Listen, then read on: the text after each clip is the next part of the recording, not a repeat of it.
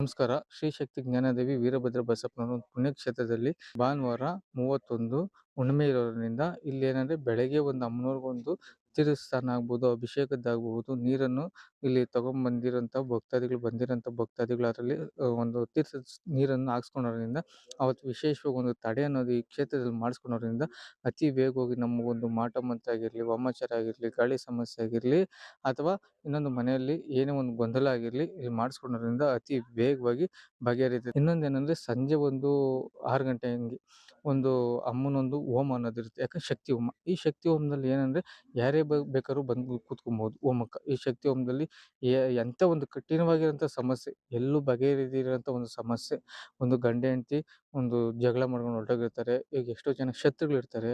ಆ ಒಂದು ಶತ್ರುಗಳ್ಗೆ ಎಲ್ಲೋದ್ರೂ ನಮ್ಗೊಂದು ರಿಸಲ್ಟ್ ಅನ್ನೋದು ಸಿಗ್ತಾರಲ್ಲ, ಈ ಒಂದು ಹೋಮದಲ್ಲಿ ಕೂತ್ಕೊಂಡು ನೆಕ್ಸ್ಟ್ ಆ ಹೋಮ ಮುಗಿತಾ ಇದ್ದಂಗೆ ಅಮ್ಮನೊಂದು ಪೂರ್ಣಾಹುತಿ ಅನ್ನೋದು ಕೊಟ್ಟಾಗ ಅಲ್ಲೊಂದು ತಡೆ ಅನ್ನೋದು ಹೊಡಿತೀರಿ. ಯಾಕಂದ್ರೆ ವಿಶೇಷವಾಗಿ ತಡೆ ಅದು. ಯಾಕೆ ಎಲ್ಲೂನುನು ಒಂದು ಹೋಮಕ್ಕೆ ಇದುವರೆಗೂ ಯಾರು ಕೊಡಲ್ಲ. ವಿಶೇಷವಾಗಿ ತಡೆ.